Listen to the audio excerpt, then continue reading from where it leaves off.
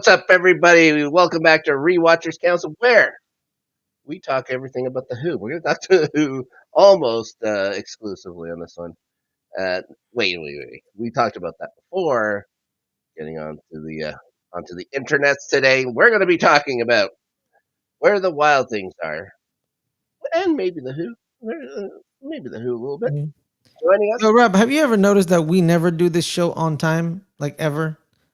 it's fat. It's called being fashionably late. We don't want to be Yeah. nerds. We don't want to be nerds Yeah. and be We had an entire like mini Who conversation behind the scenes. yeah. I was introducing him to songs he's never heard before. I always have to remember Ferris Muthana is only like 14 or 15 years old, whatever it is. He's not very old. No, I'm not. Yeah. All right. Shout Uh, to, shout to the Who. yeah. Oh boy. Yes. Shout out to Roger Daltrey, Pete Townsend, R.I.P. Of course, John Entwistle and Keith Moon, as you well know, Ferris. Yes, Now actually, I do. I actually do. Did a little research when I listened to that song in from Top Gun Maverick. I looked Top into it. Gun Maverick. Yeah. Well, what do you want from me? It's Top Gun, man. Yep, that's true. Ferris Muthana joining us here on program. Sounds like he's fine. Yes, everything's good. Sorry, you cut off for me for a bit, but yeah, everything's good. Uh, I this episode didn't start out good for me. Then it kind of started getting good towards the end. I honestly was going to say the exact same thing. It does not start great for a long time. This episode was not at all appealing for me, but Hmm. you come around to it. Now, its original air date is April 25th, 2000. Here's why you could be right to be skeptical. Skeptical. Is that the Hmm. right how you say it? Skeptical, yeah.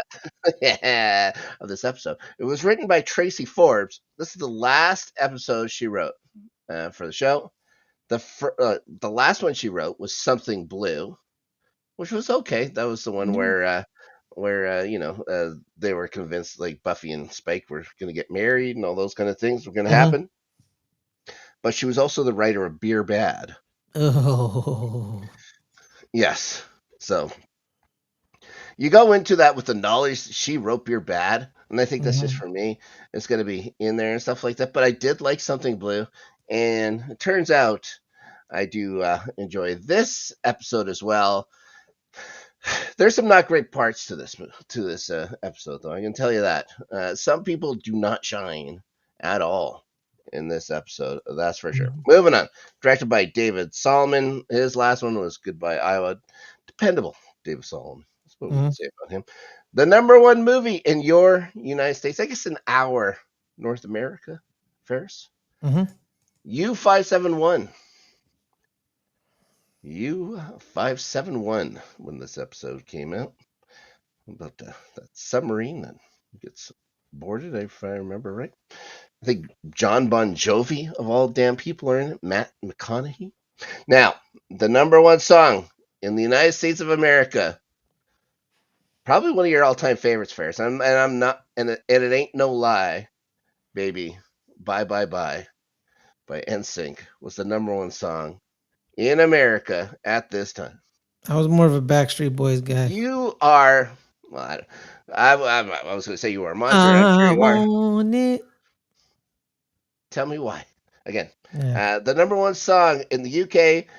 I will give you $1 Canadian Oh if you shit. can honestly say you know this group or song. The song is called Toka's Miracle by Fragma. Nice. I'd never heard about it in my life. I played it. I found it on Spotify. Played it. It's like, yeah, that could be from the 99 2000. Sure. It's not remarkable at all, but this was the state of affairs in England at the time when it came to radio airplay. It wasn't great. Number one song in Canada, and you always thought they were a one-hit wonder, Ferris, but What? Hanson always got a second number one song.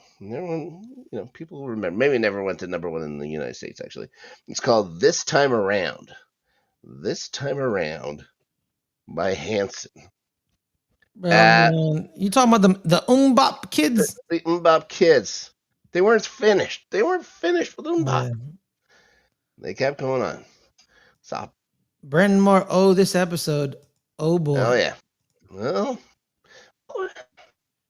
you have to look through it through a lens, I think, Mm-hmm. Brendan. Yes, yes, you do. And there's like a good 30 minutes that we right? There comes a point where you're like, okay, I think this episode's all right. Mm-hmm. So I like to, you know what?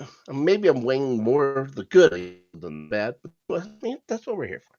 We're not here to crap on the damn program we're going to do every single episode of Mm-hmm. right here on Rewatch. So try Well, to no, find the good. yeah. Well, I think the good. I think it really becomes good, right? Because like they're just they're just going at it for the entire episode. Yeah, But yeah. I think this But episode well, was there's a more. reason. There's Yeah, a because. reason Buffy isn't in the episode very much, except for when she's in the episode. You know what I mean? Mm-hmm. Because she was filming Angel at the same time, so they needed Oh, to her away. And that's why. yeah. So I think it really churns when what's that girl name? Tara, Buffy. No, is it Willow, no Willow's friend Tara? Is it Tara? I forgot her name is Tara. I keep getting her and friend, Anya mixed up. right? Okay. Friend. So Yep. Tara, where she freaks out, and I'm like, okay, what's going on here? And then Willow gets like like drowned by the ghost kid, or tried to get drowned by the ghost kid.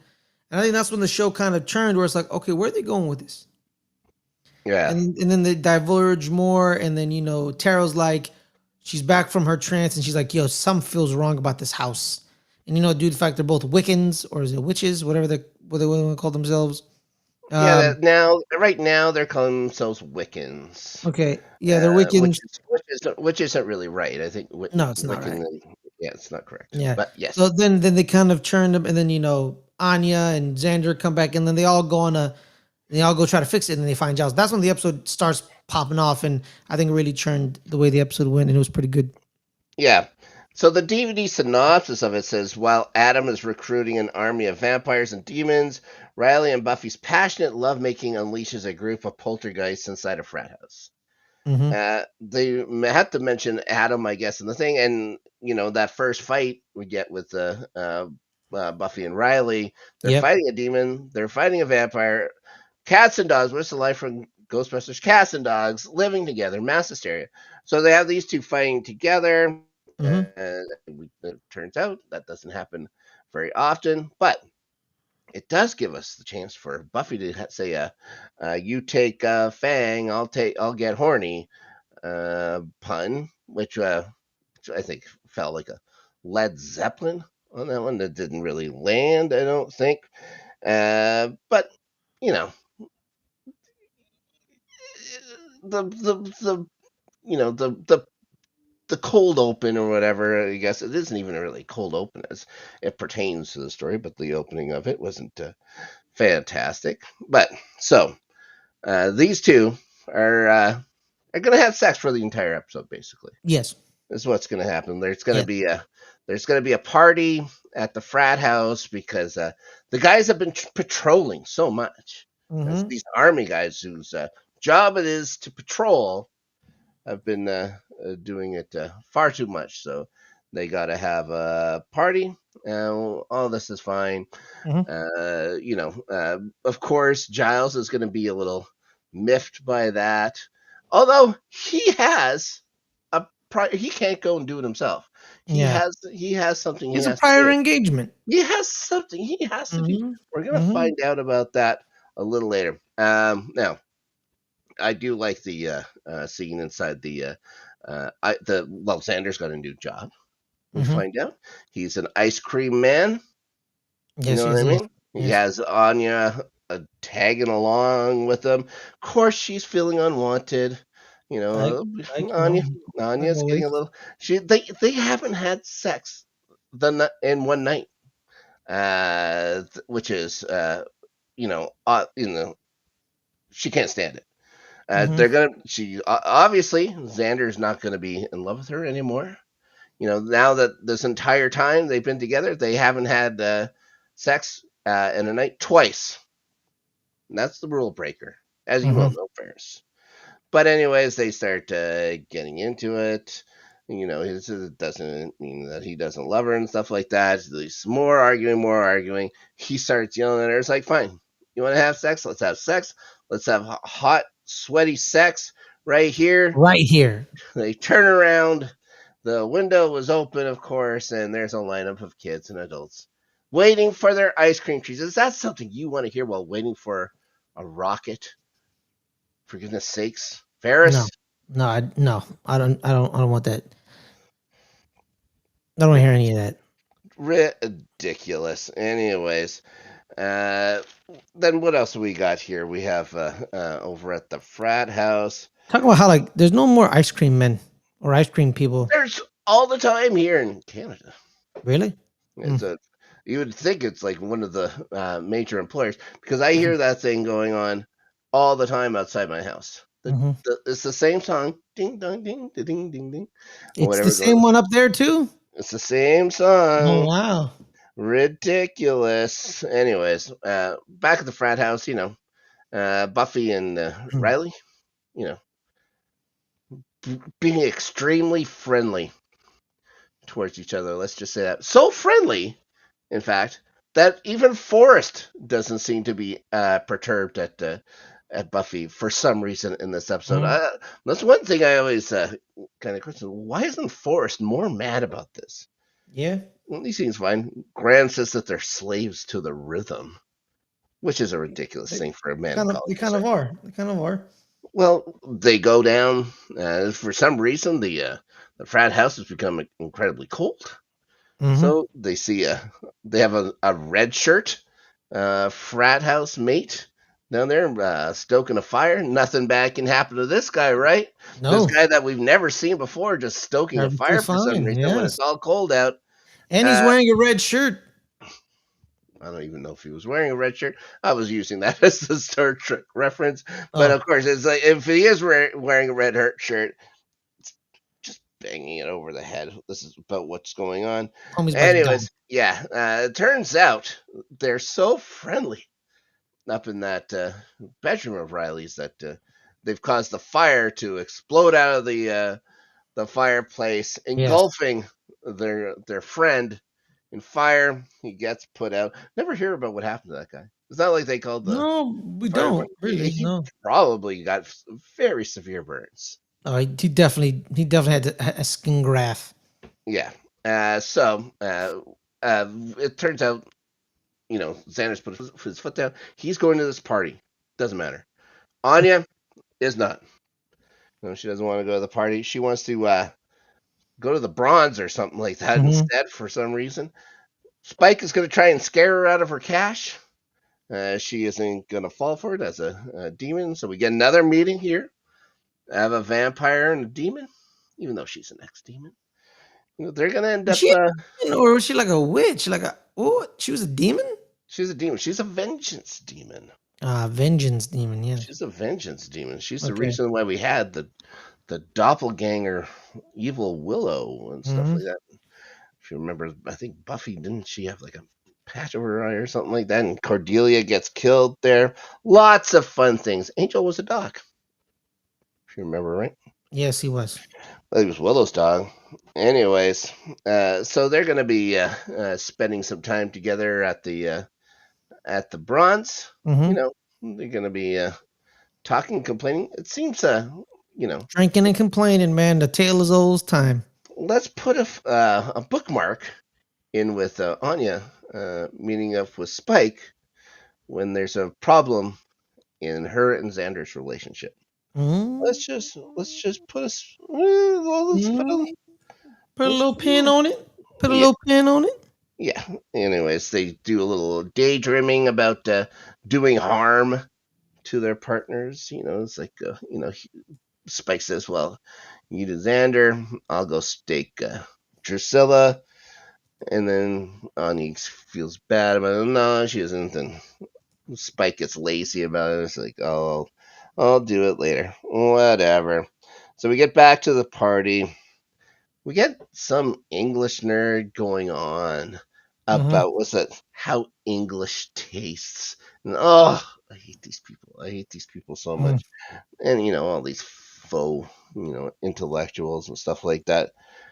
He accidentally discovers that house has an orgasm wall. Yeah, that was what the hell was that, man? You know what that is? That is a spike in how much that house is worth. I can tell you that. But I'm gonna say this about that orgasm wall and the couple there's talking about it and stuff like that. Getting other people to like hold on to the wall and stuff like that. What's with everybody wanting to watch these people?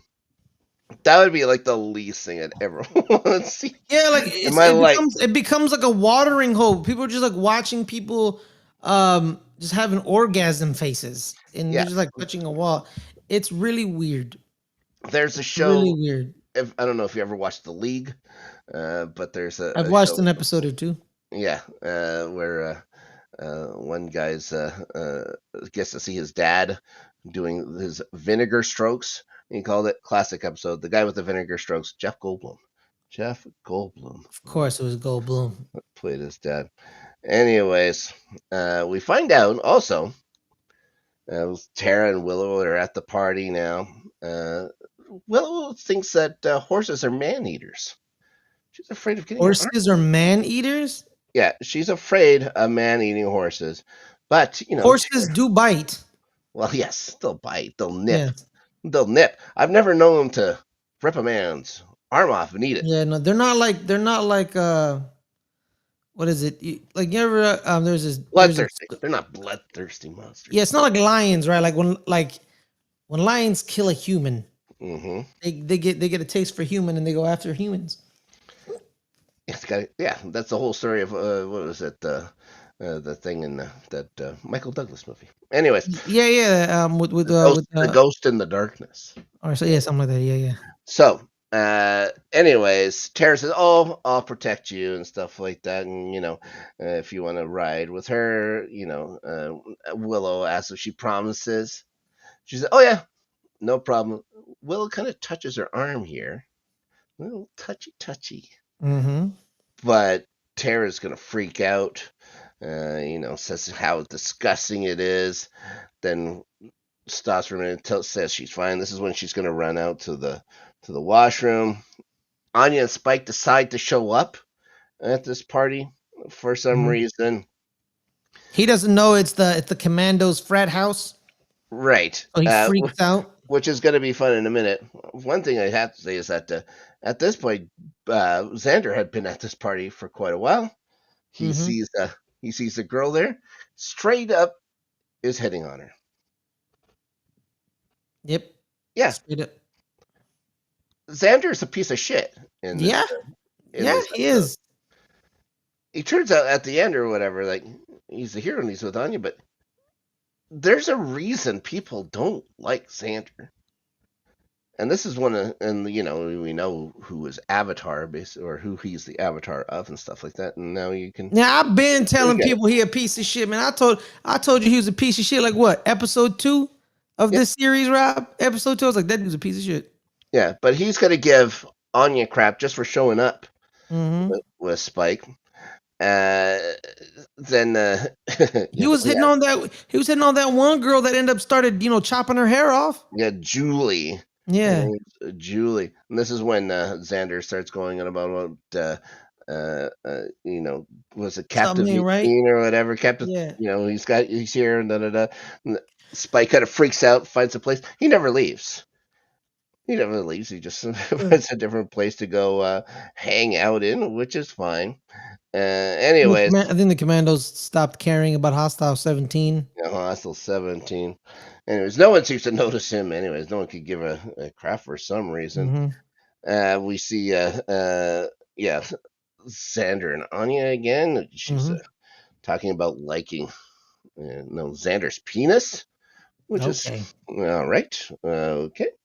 She's going to say they're done now. Xander tries to do the, you can't fire me, I quit. kind of thing. You can't Mm-hmm. break up with me, I'll break up with you. But anyways, Anya starts yelling across the room about how much fun she's having and stuff like that. I didn't buy it for 1 minute, just to No. let you know, Ferris, for goodness sakes. Anyways, then we get to see there's a little spin the bottle going on because everyone at this college party is 13 years old, I imagine. Well, that's an ageless game, Rob. Okay, Wow. you just need to put a little bruise in you, and you start spinning. Well, he's gonna sit down. He's gonna sit down. What do you know? I don't know if he's going to, but there's that Julie.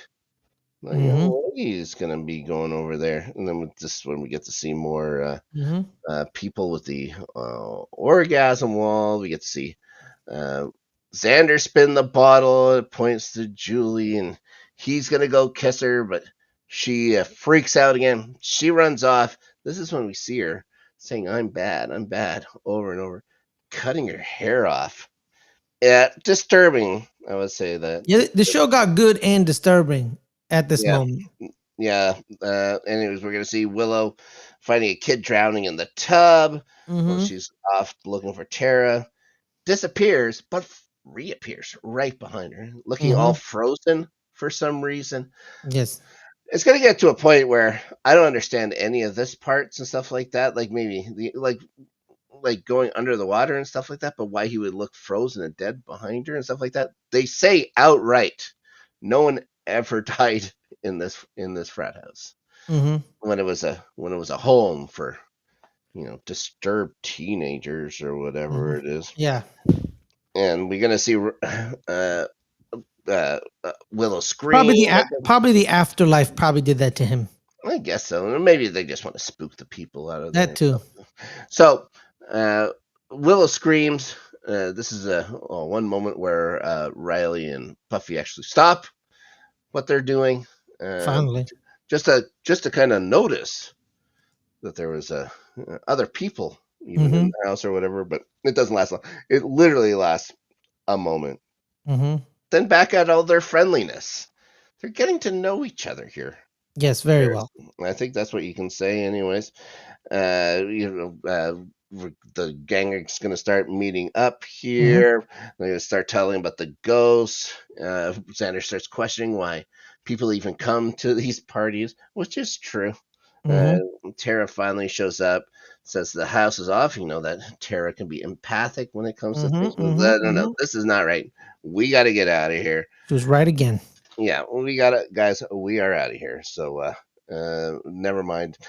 Then we're gonna go get Buffy, but there's vines starting growing over the door. Where the wild things are. But I don't understand the vines at all. I No, have I didn't. No, I don't. No, it there's made no sense. not there's Made no sense. nothing about the backstory, anything that's going on, to say why is they just growing Mm-hmm. roots and stuff like that I, over. yeah, I don't get it. Like, so much sex equals vines makes no sense. Doesn't make any sense. Mm-hmm. Uh, I did like the scene where the bed just becomes in a void and they start getting smaller. They're getting lost in the void and stuff like that. Mm-hmm. I thought that was a good looking scene and anything. Mm-hmm. But anyways, there's going to be an earthquake. Everyone's going to get a little bit bothered by it, except for Spike, of course, until his chair decides to keep him take him captive, Yes. which is an odd thing. I didn't know they had leather straps on this thing. We never saw it. Oh, Yeah. The straps just appeared just out of nowhere, like bang. yep. We get to see Forrest and Graham now. Graham's spreading Bible verses, maybe. I Mm-hmm. don't know, or just religious kind of talk or whatever at Mm-hmm. him. They decide they're going to take the elevator down to the initiative, but you'll remember that when everyone was quiet and hush, they said in case of emergencies like this, use the stairs. Why did they take the? You're not supposed to take an elevator during a. Well, you're the California. Are you supposed to take an elevator during an earthquake? No, absolutely not. Not one of the worst things you can do, I would imagine. Anyways, Mm-hmm. Anya, we see Anya have a girl run through her like a screaming ghost. Mm-hmm. That was pretty They're, cool. yeah, they're finally gonna get her. They're gonna leave. Mm-hmm. We see Spike break away from the chair. He's gonna leave. Xander finds that Julie crying for help. He's gonna bring her out. Then we're gonna get to the initiative here, Ferris. Mm-hmm. And the first of a couple of guest stars that I was pretty excited about seeing. And the first year being James M. Connor playing, I don't know if he's supposed to be the scientist that's kind of leading maybe the initiative now. He's the Mm-hmm. one giving Forrest and Graham orders, anyways. I don't know if you remember him, but I know he was in Vice Principals. He was the Deputy Commissioner Podolsky in Brooklyn Nine-Nine, if you remember. Never watched Brooklyn Nine-Nine. Oh, you are a monster, sir. And of course, for me, he was the my favorite thing he did was he was the subway exec in Community, the one that was asking the dean to get him his coat and he'll leave. And he said, "Well, it's right there. It's on your way out the door." And he says, Mm-hmm. "Hand me my coat. It's right here." Yeah. Fantastic. I Never love it. watched Community. You are a monster. You are a monster, sir. Forrest and Graham go to lock it down. Anyways, they're Mm-hmm. gonna go lock it down. Lock it down. Lock it down. We get outside the house. Julie's just gonna run off, probably for the best. Yeah. And Julie's going to become yeah, she's not going to become. We're never going to see her again. Don't worry about it. We're going to get uh, uh, them saying, "Well, we should go back in" and stuff like that. They're saying Buffy's a Buffy and Riley. He's a she's a slayer. Don't worry about it. Mm-hmm. It's like that's the argument. It's like don't worry about them. They should be fine. But Xander reminds her of what is exactly going on. He he does a quick city mention about the haircut and stuff. Like he doesn't go into too many details Mm-hmm. about Julie, which is for his sake, I guess, pretty smart. But he's going to go back in. He wants to look for volunteers. He says he's going to do it, and then of course reasons himself out of it and leaves. Yeah, I thought that was a pretty good Spike scene. So they said there's one person they have to go talk to about this. They know exactly where he is. He said he was Mm-hmm. going to be at the espresso pump, Ferris. Mm-hmm. This is when the gang finds with an acoustic guitar, an earring. Well, I don't know if he had like a clip-on earring or something like that. Sitting there singing "Behind Blue Eyes" by The Who, mesmerizing not only the crowd but then the Scoobies as well. And the look on Willow's face is absolutely fantastic. And she says she remembers now why she had a crush on him. She had a crush on him in high school. It was pretty gross. But Amen. Tara even gets it. This thing. All right. Xander is trying to fight through a mental breakdown and Mm-hmm. all of this. Anyways, when we get back to the house, Buffy's complaining how Riley's, he's just too away from her. Medically, I don't know if that would be possible. You Mm-hmm. know what I mean? Yeah. Medically, that didn't make any sense at all. We see Giles asking if Buffy and Riley ever responded when they called to them. Anya says, no, they're probably dead. Anya's the best. She is so great. And Giles is now in I like her straightforwardness. yes, they knew they wanted Cordelia to go to Angel. They needed someone to do this job. I'm glad they have Anya Yes. to do it. Yes. Anyway, yeah, Giles is pretty incredulous that Buffy and Riley could be so incredibly friendly towards each other in the Mm-hmm. midst of all that's happening there. And then he wishes it. He says, "How could they really keep it up?" And then he apologizes for the way he said it, for goodness sakes. And then he suggests that possibly succubi or a satyr's jest might be behind this thing, or that the initiative is giving off some kind of energy within the house. It's like, oh, okay, that's all fine. Yeah, that's actually a pretty good idea. Anyways, it's not. If we find out the frat house used to be a house for troubled teens and runaways, emotionally disturbed teenagers. They said Paris is probably a pretty popular place, if that's all they need. Mm-hmm. And that the old house director, Genevieve Holt, is still alive. Now, this was the second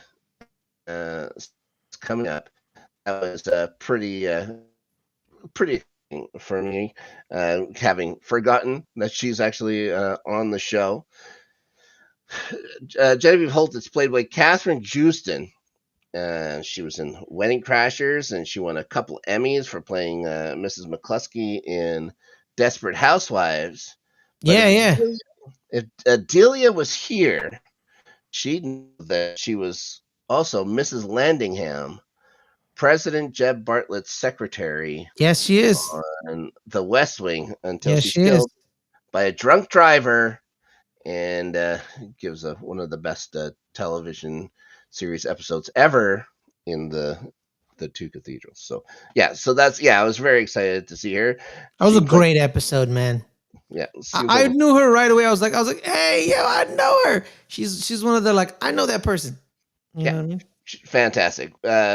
Great character. Really a shocking demise on that show. Mm-hmm. Anyways, it seems like a very sweet old lady.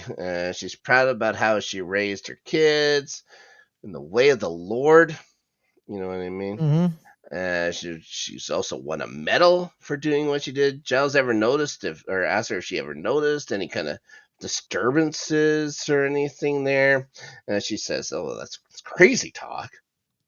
Tells him nobody ever died there, and this is like we said before. She would give out praise and affection when these kids were good. Then mentions that she would also deal out punishment when they were dirty. Ferris. Mm-hmm. So she saved heaven for them and made sure they weren't lost to lust, especially the girls, Ferris. You know, This is one that this entire scene goes left yeah. real fast. Starts telling about how she would cut off their hair, and so they wouldn't be Mm-hmm. mesmerized by themselves, and do baptisms in the tubs. Mm-hmm. Giles has it. He starts giving her shit for traumatizing and abusing these kids. Says she ruined their lives, and her misdeeds is what's causing all these shenanigans that are still Mm-hmm. there. For goodness' sake, she calls them all stinky sinners. So they all smell of sin. For God's sake, Xander says, "Thee who smelt it dealt it," which is one of my favorite Bible verses, by the way. You know what? That was a good comeback. That was a I'm good pretty sure. comeback. I'm, I'm She pretty called them sure. stinky, and it is what it is. Yeah, the who smelt it dealt it. Absolutely. So they've had enough. They're getting out of there. Giles Mm-hmm. explains they're dealing with poltergeists. They're not even ghosts. They're just poltergeists. There's pent up Yeah. intense adolescent emotion and sexual energy. Not like you, Ferris. What? So Xander blames Buffy and Riley's fun time for everything. Giles says that they're powering them, and like Buffy and Riley are the reason why these poltergeists are going so crazy. Because they're sinning. Because But they're sinning. if Yeah. they stop, they're gonna die. For goodness sakes. So Xander starts gathering weapons. Anya questions why. Willow's gonna set up a table to do a spell to get rid of him, which is probably the smarter thing. Why do you need a table? Why can't you just stand and do the spell? Maybe because they had to place those things on the table. Ah, okay. Make sure it's their round, make sure they're in a circle, kind of thing. It's Yeah, just to bind the spirits just long enough to get their naked pals out of their room there. mm-hmm. So Xander's going to grab a machete. Anya gets a very intricate looking axe. Not just the little pointy bit after it Mm-hmm. and stuff like that. Just Anya size, though, which is nice. So they head over there. Anya says she's hungry. She's also scared of being without Xander. She's also knows that the place is still haunted. She could just feel the thing. Mm-hmm. Willow, Giles, and Tara gonna hold hands now. She starts speaking the spell. You can see all the spirits start gathering around them, and it's a spirit. It's like ghosts to me, not spirits. You know what I mean? Zanya. That's a good name for the two of them. Xander and Anya now Then entering the place. He cuts through the vines on the staircase. Tara and Giles still speaking the spell. Willow's gonna have some trouble.